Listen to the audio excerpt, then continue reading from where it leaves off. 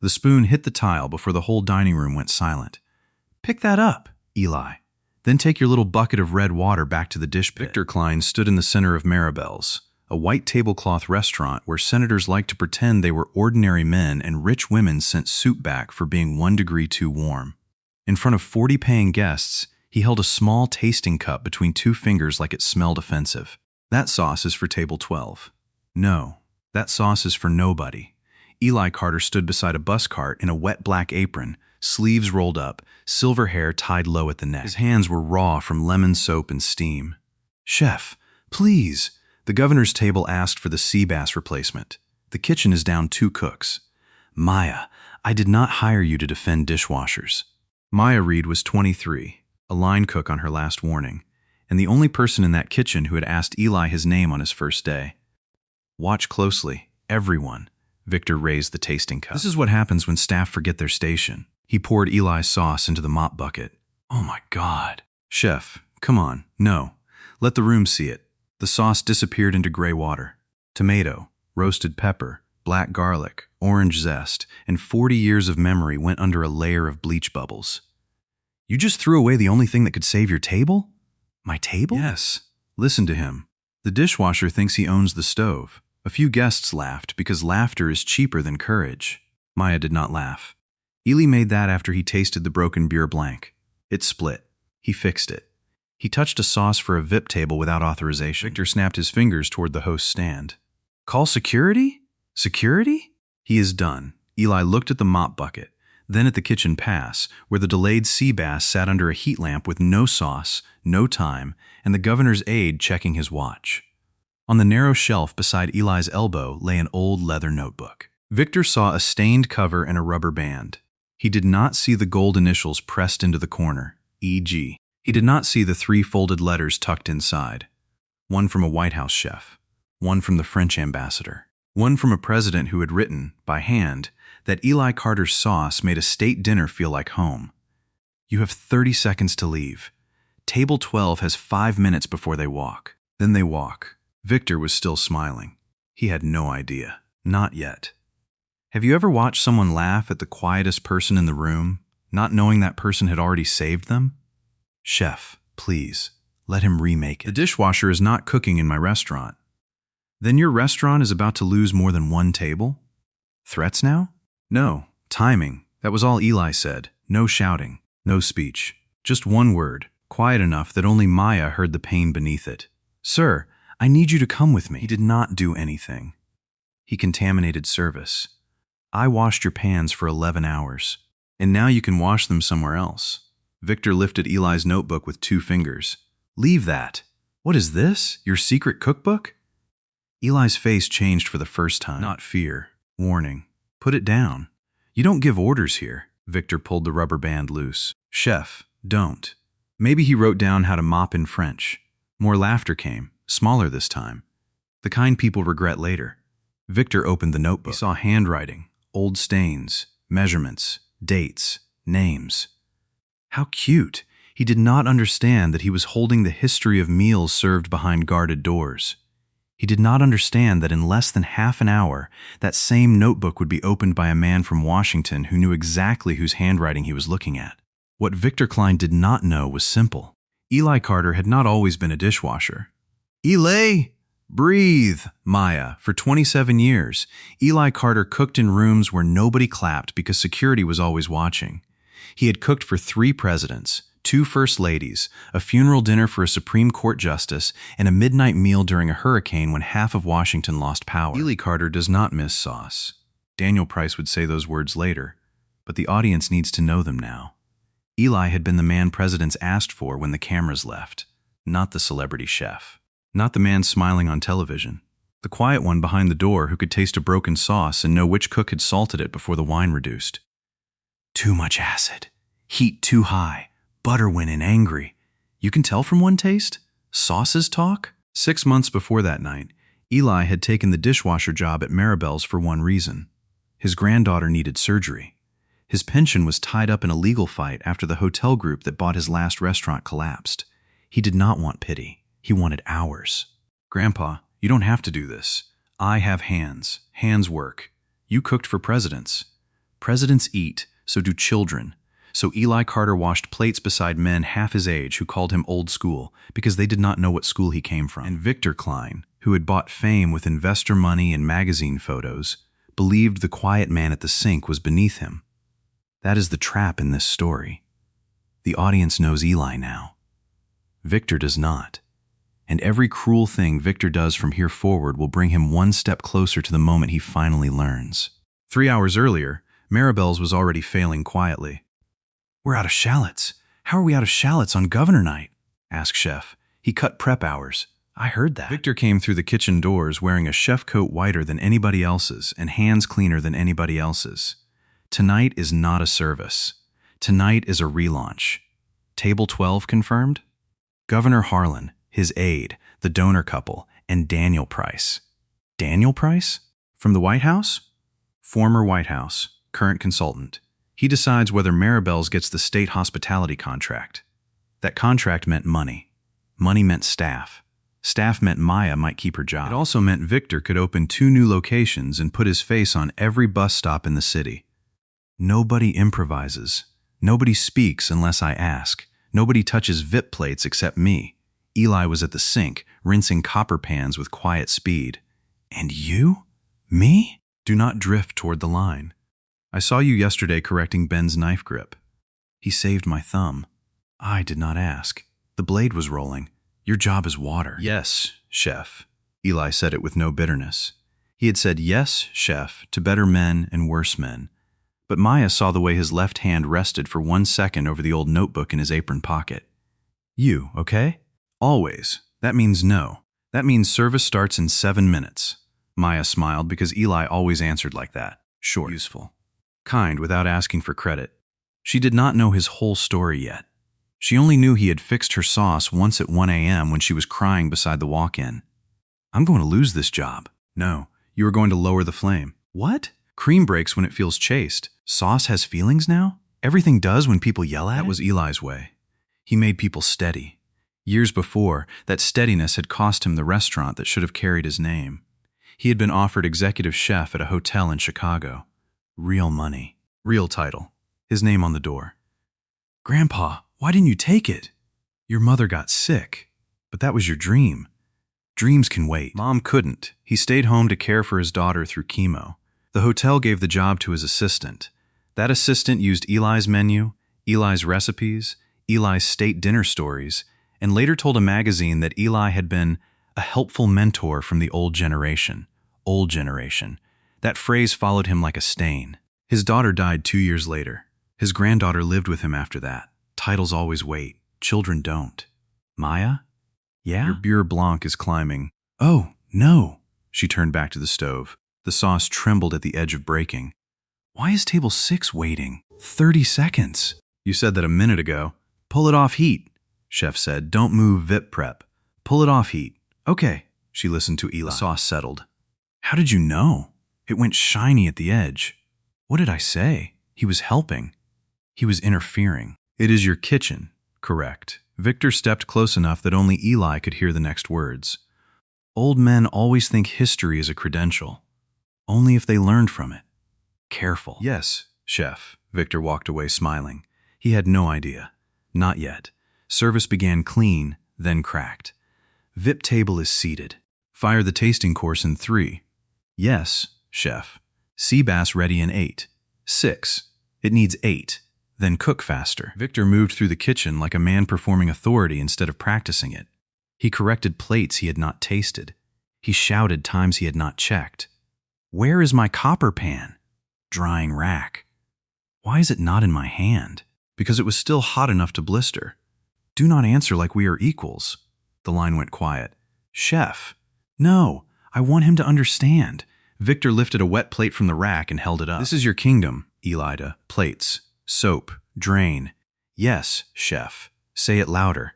Yes, Chef. Good. Maya's face hardened. Ben looked down. The younger prep cook pretended to chop parsley that was already chopped. Is everything all right back there? Absolutely, Governor. Chef is personally overseeing your table. Victor heard that and smiled toward the dining room. Of course I am. Then the first real problem hit. Chef, the Beurre Blanc for table 12 split. No, fix it. I need more butter. We're low. Then make it work. It's gone grainy? You broke the governor's sauce? The pan was too hot after the rush. That is a yes. Eli dried his hands. He did not step forward yet. He looked at the pan from across the kitchen. Do not whisk. You will make it worse. What do I do? You do not ask him. Start a new base. White wine, shallot trim, vinegar, no cream, mount cold. We're out of shallots. Use the green leek tops in prep.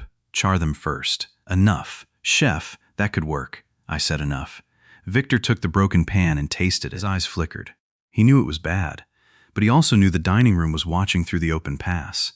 It is fine. It is not. Excuse me? The fat broke. The acid is sharp.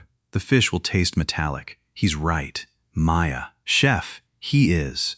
Victor slammed the pan onto the stove. Hot sauce splashed onto Maya's sleeve. Oh, cold water. Now. She's fine. Cold water now. Eli moved fast for the first time. He took Maya's wrist and guided it under the sink spray. I'm okay. Skin lies at first. Touch my cook again and you are gone. Then fire me after the water. That landed. Even the dish machine seemed to quiet. You think you are brave? No. You think because you are old, people owe you patience? No. Then what are you? Working. Victor turned to the dining room. He saw guests looking. He made a choice.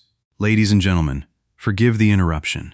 We have a staff member who forgot that washing dishes is not the same as cooking dinner. Wow. Chef, stop. No, Maya.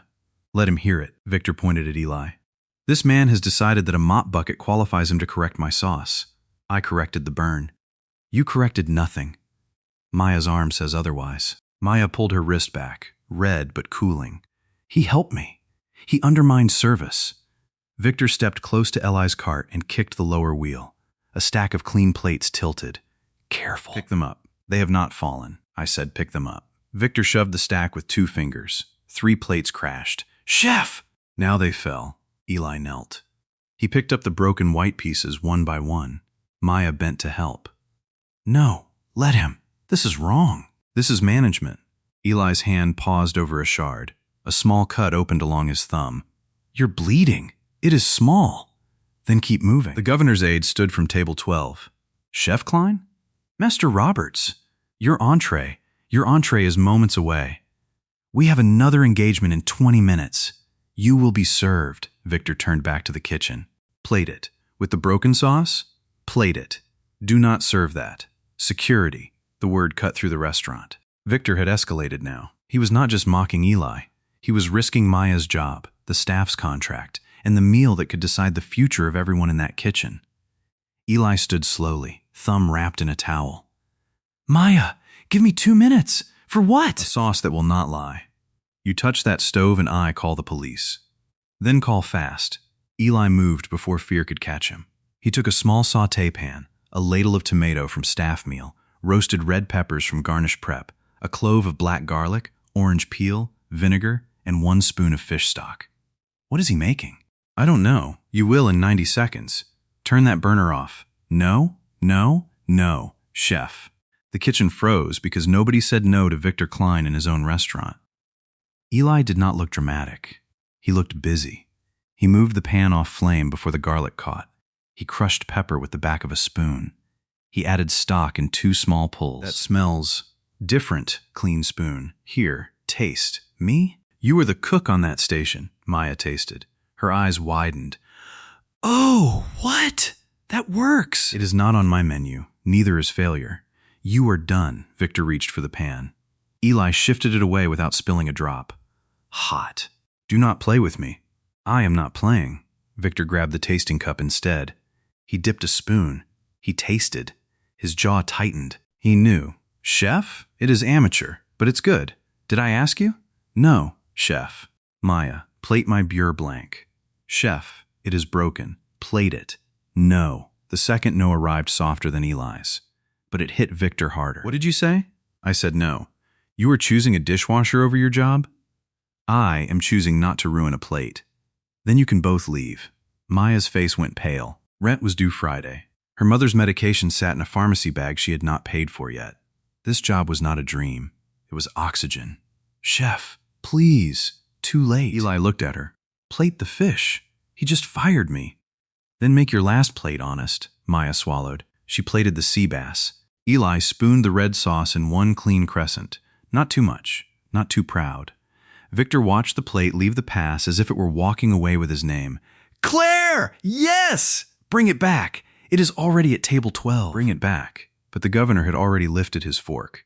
Daniel Price, the silver-haired consultant at the same table, watched the sauce before tasting it. Who made this? Is something wrong? No. Daniel tasted again. His expression changed, not into surprise, but recognition, trying to find a name.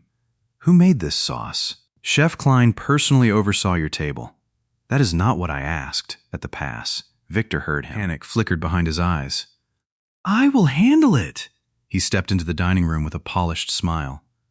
Master Price, I hope everything is to your satisfaction. This sauce. A small improvisation. I wanted to honor the governor with something off-menu. Maya's mouth opened. Eli shook his head once. He's taking credit. Not yet. Eli, not yet. Victor stood beside table 12 and lied with perfect posture. Roasted pepper, black garlic, citrus, a touch of stock. I wanted brightness against the bass. Interesting. It's excellent. Best plate tonight. Thank you. He turned just enough to look at Eli through the pass. His smile said one thing. I can take what is yours. Eli wiped his cut thumb. His eyes said another. You just did. 10 minutes later, the kitchen was divided into people who knew the truth and people afraid to say it. You cannot let him do that. The table was fed. He fired me. He threatened to. Same thing with him. Eli looked through the pass at Daniel Price. The consultant had not gone back to casual conversation. He was tasting slowly, asking quiet questions, watching the kitchen the way trained cooks watch fire. He knows something is off. Who? The man at 12? Daniel Price? Yes. You know him? Eli did not answer. Instead, he turned toward the stove. Your salmon pan is too crowded. Eli, skin will steam. You are impossible. And correct. Maya pulled 2 fillets to another pan. The skin crisped. How do you see all this from the sink? Same way you hear a dropped fork in church. That means what? Quiet teaches. Then Eli saw the next problem before anyone else did. Table 12's aide leaned toward Victor and pointed at his phone. Victor's shoulders lifted. The governor was asking for a second plate of the sea bass. We have 1 portion left. No peppers. No black garlic either. Make the sauce again. We are out of the ingredients. He made it from scraps, because he knows what scraps matter. Then ask your dishwasher. No. The kitchen stopped again. Excuse me? No. You want to play pride now? I want you to tell table 12 who made the first one. You are bargaining? I am setting terms. You have no terms. Then you have no sauce. Victor stepped closer. The dining room could not hear this part, but the cooks could. I can make your life very small. You already tried. You think 1 decent sauce makes you special? No. Then what makes you special? I did not say I was. That answer enraged Victor more than arrogance would have. A proud man can fight another proud man. He does not know what to do with dignity. Chef, just tell them. You are unemployed. Stop speaking. Then I have nothing to lose. You have references to lose. That hit her hard. Victor saw it and pressed. Every restaurant in this city calls me before hiring line cooks. Remember that. You wouldn't. Try me. Eli put one hand on the counter. Maya did not make your bad decision. Do not lecture me. Then stop needing it. Eli! Security! This time the security guard came all the way through the kitchen door. Chef, remove him. No, sir, please. I will walk. Eli reached for his old notebook. Victor was faster. This stays. It does not belong to you. Anything in my kitchen during service is mine until I say otherwise. That notebook has my family in it. Then maybe you should have kept your family out of my business. Maya looked like she might swing at him. Maya. He can't say that. He can. Why are you so calm? Because he is making witnesses. That line did not sound like anger. It sounded like a clock starting. Victor did not hear the clock. Not yet. Victor brought Eli into the dining room because humiliation tastes better to men like him when an audience is forced to swallow it. Everyone, forgive us again. Do not do this. Oh, now you want privacy? He held up the notebook. Our dishwasher has accused me of stealing his recipe. That's not necessary. No, transparency is necessary. Daniel Price set his fork down. Chef Klein, Master Price, I apologize. This is what happens when lower staff mistake proximity for talent. He made the sauce. Former staff. Who is she? A dismissed line cook. Because I refuse to serve broken sauce. Chef, perhaps this should happen elsewhere. Governor, I assure you, it will be handled. Victor opened the notebook again. He flipped pages with theatrical disgust. Look here. Notes, names, dates. He writes like a man pretending to have a legacy. Close it. Or what? Close it. No. Victor found one folded letter and pulled it halfway free. Eli stepped forward. Sir, that letter is private? Private? In my dining room? Chef, stop touching his things. Enough from you. The governor's aide had begun recording on his phone. Other diners followed. Victor noticed cameras and adjusted his voice. Warmer now, more dangerous. This is not cruelty. This is standards. Standards do not need an audience. May I see the notebook? Mr. Price, I would not waste. Price, I would not waste your time. I asked to see it. Victor hesitated. The first crack. Of course. But instead of handing it to Daniel, he turned one page and laughed. Listen to this. State dinner, spring peas, lemon thyme, Mrs. R requested less salt. Daniel's face went still. What did you just read? Nonsense. Read it again. Why? Read it. Victor's smile thinned. State dinner, spring peas, lemon thyme, Mrs. R requested less salt. What is the date? April 18th, 2003. Daniel stood. Slowly. Give me the notebook. Mr. Price. Now. Now, the room changed.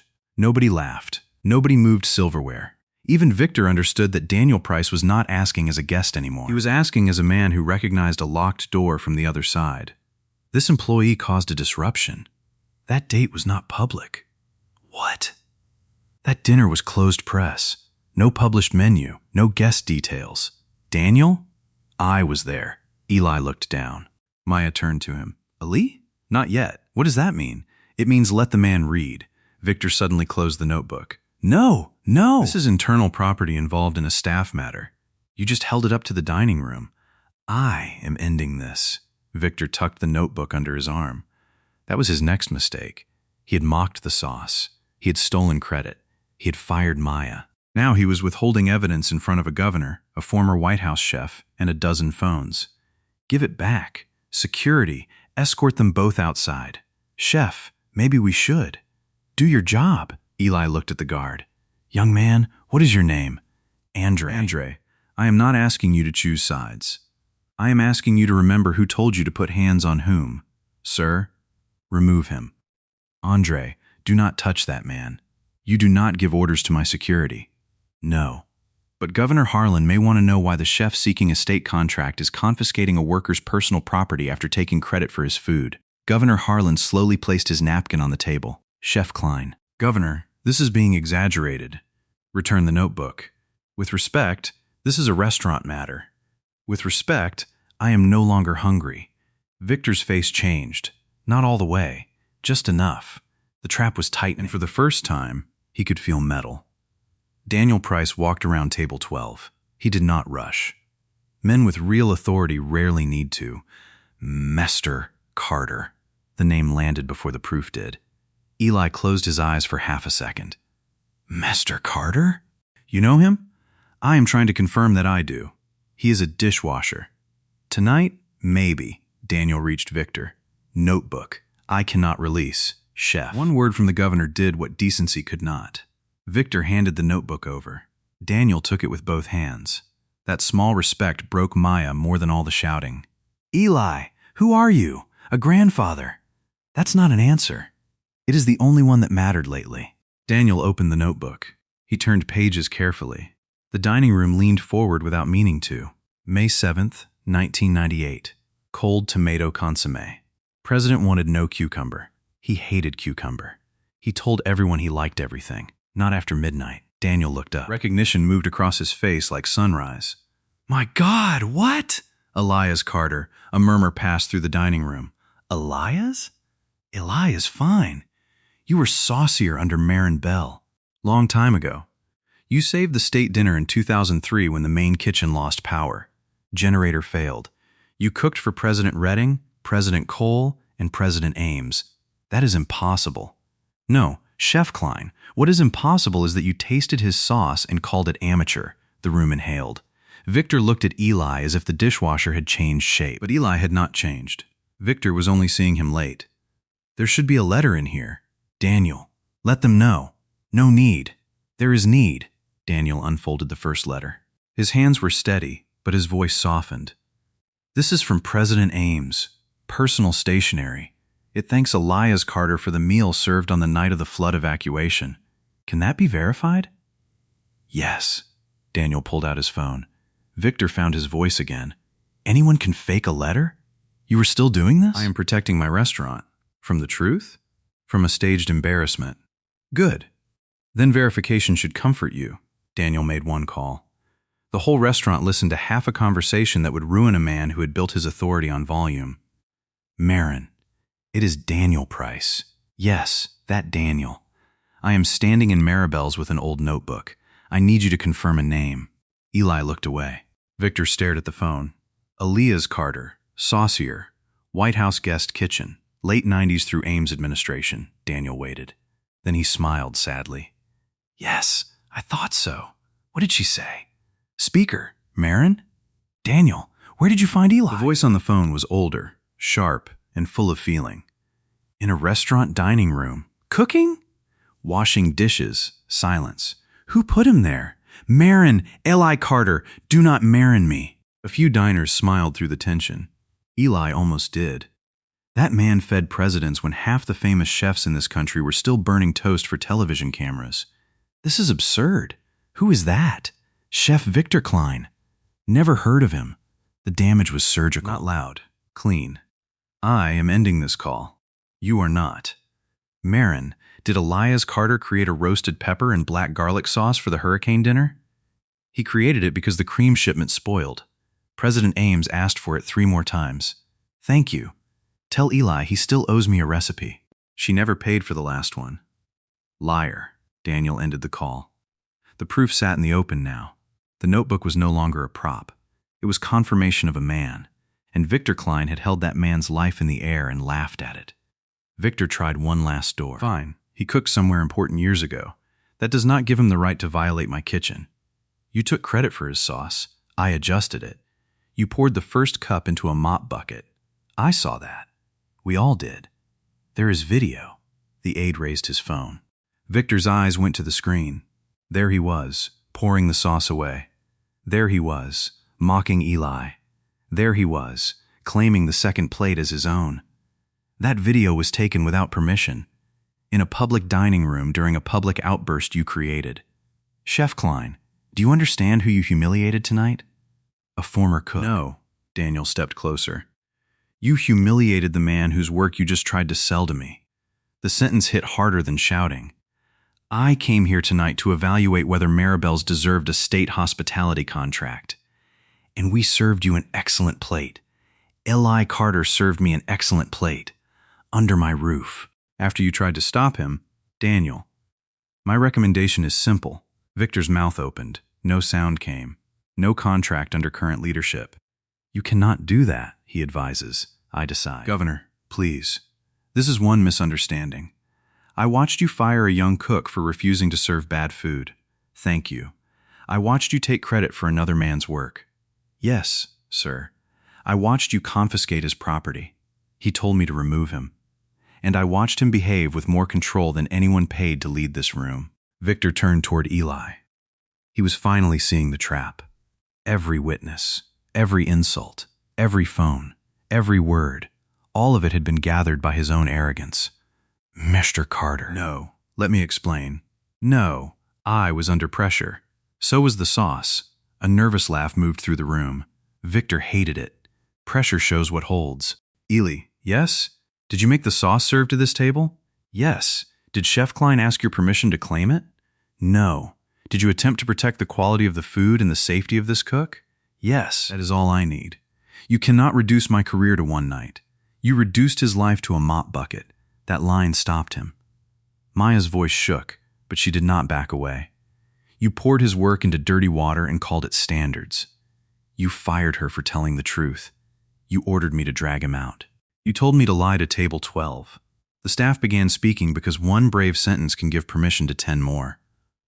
All of you are replaceable. That may be true, the governor stood. But so are you. The room went dead silent. Victor's face emptied. That was the moment. Not when Eli's identity was confirmed. Not when the letters came out. Not when Daniel made the call. The real twist was the second Victor understood that the dishwasher he mocked had not needed to destroy him. Victor had done it himself. Consequences in real life do not always arrive with thunder. Sometimes they arrive with a phone placed face down on a white tablecloth. M.R. Roberts, contact procurement in the morning. Pause all movement on Maribel's. Yes, Governor, Governor, please. Do not. At least allow me to correct the record. That is what we are doing. Daniel turned to Maya. Your name? Maya Reed. Maya Reed, did you plate the sea bass? Yes. Properly? Beautifully. Maya looked at Eli. He nodded once. Then I will include that. Include it where? In my report. She is fired. Noted. The governor glanced at Victor. If Maribel's ownership wants to salvage this contract, I expect them to explain why the only cook in this room who defended quality has been dismissed. Ownership is upstairs. Claire. M's hers. Vale is in the private office. Victor turned on her. You called her? You told me to call security. I called the person who signs my check. Another door opened. A woman in a navy suit stepped into the dining room. Her name was Audrey Vale, majority owner of Maribel's. Victor. Audrey, this has been blown completely out of proportion. I watched the live stream from the office. Victor shut his mouth. Mr. Carter, ma'am, I owe you an apology. You did not pour the sauce. No, but I hired the man who did. She turned to Maya. Miss Reed, you are not fired. I'm not? No, Audrey. Victor, your access to the kitchen is suspended pending review. You cannot suspend me in front of guests. You humiliated staff in front of guests. I am correcting staff safety in front of guests. The room responded with a low murmur. Not applause yet. Something better. Agreement. Andre, please escort Chef Klein to the office. Not outside. Not with force. Just away from the dining room. Yes, ma'am. This restaurant is nothing without me. Tonight suggests otherwise. Victor looked once more at Eli. There was hatred there. There was fear, too. Fear is what pride becomes when it runs out of witnesses. You planned this. I planned to wash dishes. You wanted my job. No. Then what do you want? My notebook. Daniel handed it back. Eli took it and pressed the worn cover flat with his palm. And Maya's burn checked. Done! And Ben needs more prep hours if you expect him to run fish and garnish on the same station. Eli. And the walk-in fan is failing. Lettuce on the top shelf is warmer than the bottom. He noticed that? He notices everything. Audrey Vale looked at him for a long second. Carter, would you consider staying tonight? As dishwasher? As whatever title you will accept. Eli looked toward the sink. Then toward Maya. Then toward the table where Daniel Price still stood waiting. I will help finish service. And after? After, we talk like people. That was Eli. No victory lap. No speech over the fallen man. Just work to finish because guests still needed feeding and staff still needed calm. The rest of service did not become perfect. Real kitchens never do. But it became honest. Eli, table 9 wants to know if the red sauce can go with chicken. It can, but it should not. That sounds like a yes and a no. Tell them yes if they insist and no if they trust us. That is the most chef answer I've ever heard. I am old. We had time to practice being annoying, Maya laughed. For the first time all night, the kitchen sounded like a kitchen instead of a courtroom. Daniel came to the pass after dessert. Ellie! Daniel! You disappeared. Life got loud. Marin said your granddaughter needed surgery. She is scheduled next month. Paid for? Eli looked down. Almost. I know a foundation for hospitality families. Daniel, do not pride yourself out of help. I was not.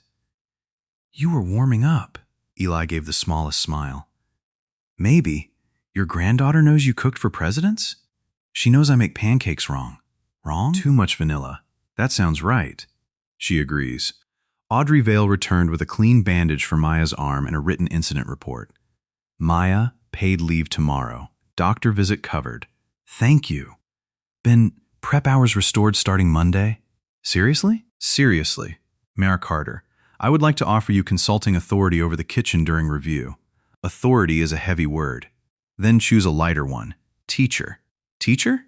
If Maya wants, I want. Me too. Can hostesses learn sauce? Everybody can learn not to burn butter, the staff smiled. Not because everything was fixed, because something had been named. The quiet man at the sink had not been invisible. They had only been taught not to look. Later, when the dining room emptied and the last glass was polished, Eli sat alone at the end of the bar. He opened the notebook. Maya walked over with 2 coffees. One black, one with sugar. Which one is mine? The one that looks disappointed in me. Good guess. Can I ask something? You already did. Why didn't you tell us? Tell you what? Who you were. I knew who I was. That's not what I mean. I know. He turned one page of the notebook. There was an old stain shaped like a thumbprint. After my daughter died, people kept introducing me by what I used to be. Former this, former that. It felt like they were talking about a room I no longer lived in. So you became a dishwasher? I became useful. You were always useful. Tonight, maybe. No. Before tonight, too. Eli did not answer quickly. Some truths are harder to accept than insults. Grandpa? Eli turned. Lena stood near the host, stand in a hoodie, holding her phone and crying without wanting anyone to see. You should be home, Claire called me. Sorry. Don't be. Lena walked into the dining room and threw her arms around Eli. You told me it was a quiet job. It was supposed to be. The internet is calling you the President Sauce Guy. That is unfortunate. It is kind of catchy. It is terrible. Are you okay? Yes. Really? My thumb is dramatic. Grandpa, I am okay. Lena touched the notebook. Mom's recipe is still in there? Page 42. The peach one? Too much cinnamon. She liked too much cinnamon. She did. Maya stepped back to give them space. Eli noticed. Maya, yeah? Tomorrow, page 12. What is page 12? Sauce that forgives mistakes. That sounds made up. Most good things are until someone writes them down. He closed the notebook. This time, nobody touched it without permission. This time, when Eli walked past the mop bucket, he did not look at the sauce Victor had thrown away. Some things cannot be recovered. Some things do not need to be. The plate had already told the truth. So had the people. The next morning, Maribel's posted a short statement. Victor Klein was suspended pending investigation. Maya Reed was reinstated with back pay. Eli Carter was listed as culinary mentor, a title he only accepted after Audrey Vale agreed that every dishwasher in the building would receive a staff meal before service, not after leftovers. You negotiated for dishwashers first? Hungry hands break plates. That is going on a wall. Please do not put me on a wall. Too late. Someone made a meme. I am retiring again. But he did not. He came back the next day. He tied his apron. He checked Maya's sauce. He corrected Ben's heat. He washed one pan because old habits do not ask permission. And when a new busboy dropped a tray and froze in shame, Eli walked over, knelt beside him, and picked up the first broken piece. I'm sorry. I'm so sorry. Plates break. Am I fired? Not for being human. That is what dignity looks like. Not a man proving he was better than everyone. A man who had every reason to become cruel and still chose to teach. If you have ever been underestimated while quietly holding the room together, write "seen" in the comments. Subscribe for more stories about the people others overlook, because the next one begins with a night janitor, a locked hospital wing, and a doctor who should have listened. Thong K. Tung 176 can = 176 an AI plus 0 video AI tongue about 0J plus 0 stock.